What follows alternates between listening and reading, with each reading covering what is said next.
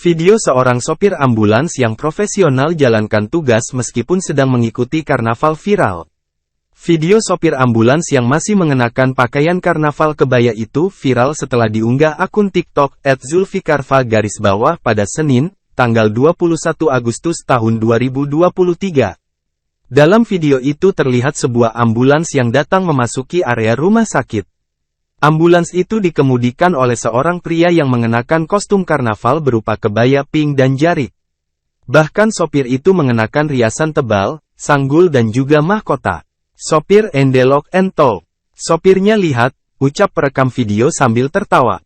Aku lo Jack Nene, aku lo masih dandan kayak gini, ucap si sopir sambil turun dari mobil.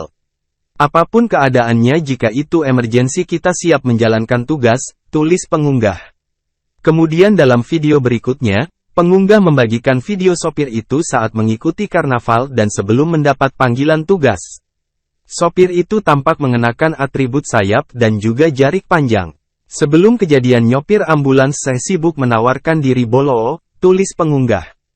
Pengunggah menuliskan jika sopir ambulans bernama Tulus itu cepat-cepat kembali karena ada info kecelakaan. Video ini pun mendapat banyak komentar dari para netizen.